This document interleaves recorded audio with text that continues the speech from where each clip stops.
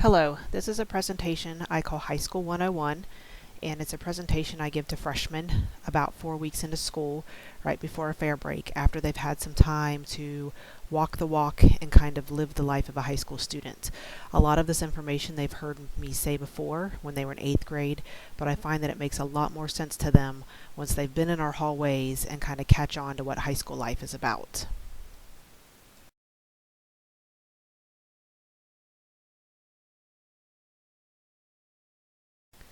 The Ohio Department of Education has set forth new graduation requirements. To graduate from high school, a student must do three things: earn credit, show competency, and show readiness. Students at Western Brown High School must earn at least 21 credits in various areas in 4 years. Students earn credit by passing their classes. Competency is another word for testing. At the high school level, our state tests are called end-of-course tests. The format for these tests is just like what they've been doing since 3rd grade. Typically, our end-of-course testing is done in April. In 9th grade, students will take Algebra 1, Biology, and American History. 9th graders who currently are in geometry will take the geometry test. Sophomore year, students will take ELA 2, Government, and Geometry. Algebra 1 and ELA 2 are in red on the slide because those are the high-stakes tests. Students must score a 684 or higher on both of these tests to graduate from high school. A student will continue to take these two tests until that score is earned. Finally, a student needs to show readiness. A student shows readiness by earning at least 2 graduation seals. The Ohio Department of Education has outlined 12 ways to earn seals. We focus on seals a lot more in depth sophomore year. I visit with students when they're sophomores and help them develop a plan for earning their seals. However, I did talk about seals with the freshmen, especially number 5 and 6, because they are earned through test scores. By scoring a 700 or higher on the biology end-of-course test that they will take freshman year, students earn a science seal. The majority of our students will have earned a science seal by the end of their freshman year.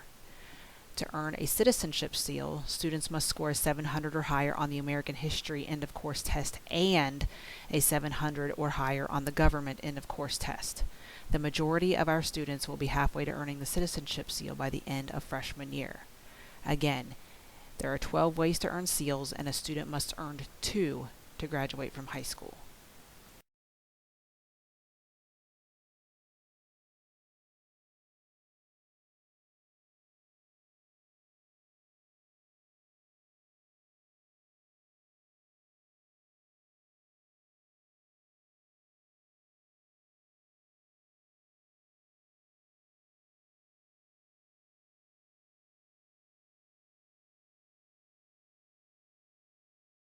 Next, we spend some time talking about the future and making goals.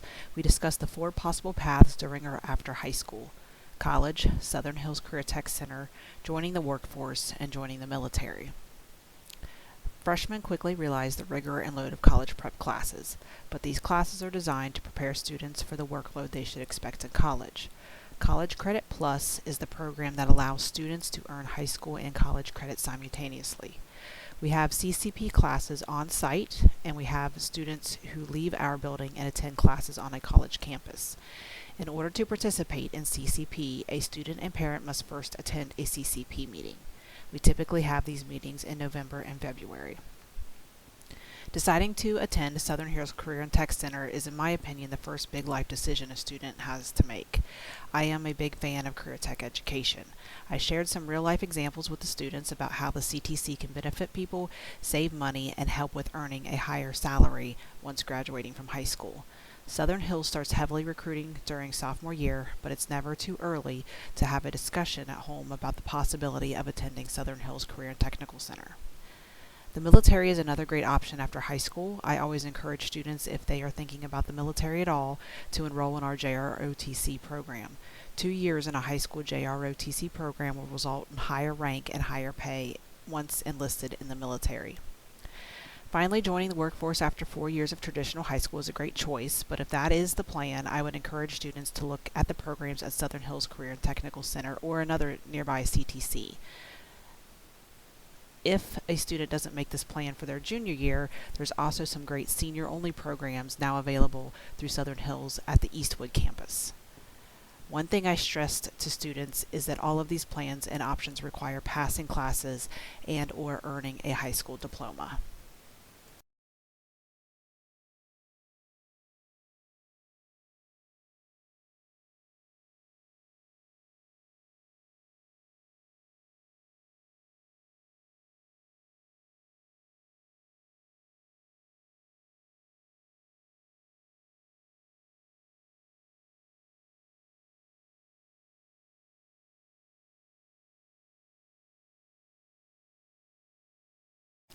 This slide covers our attendance policy. We discussed the differences between our policy and the middle school's policy. At the high school, the only way to get an excused absence is through a doctor's note, court note, or funeral note.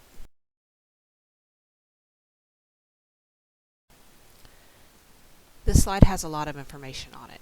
In our High School 101 discussion, we talked about semesters and what that means. I showed them how to calculate semester grades, what a GPA is, and also class rank. On the right side of this slide is an example of a high school transcript. I told the students that a transcript is more important than any report card they will get or the fancy diploma they will be handed at graduation. Our transcript is a snapshot of who you are as a student, or if you think about school as your job, an employee. We took some time to look at all the pieces of a transcript. Transcripts tell attendance, GPA, rank, credits earned, list the classes a student has taken, and their semester grades. A new addition to transcripts are the graduation seals that I mentioned as a requirement on the second slide of this PowerPoint. Transcripts are requested from our office daily from employers, colleges, the military, other high schools, and usually needed for scholarships.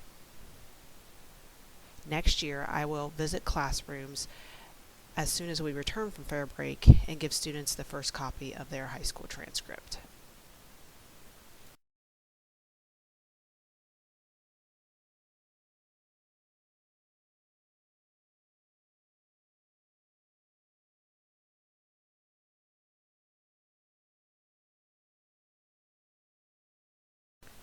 The final slide has a few reminders. Point 4 is about athletics. Athletic eligibility is on quarter grades. I spent a good deal of time discussing how important semesters are during this presentation, but for athletic eligibility, the OHSAA looks at quarter grades. Also on the topic of athletics, if your student is hoping to play sports at the collegiate level, eventually the student will need to register with the NCAA Eligibility Center or the NAIA Eligibility Center. Point 5 of this slide just covers some important dates that will be coming up this year and some dates to put on your calendar to look forward to. Thank you.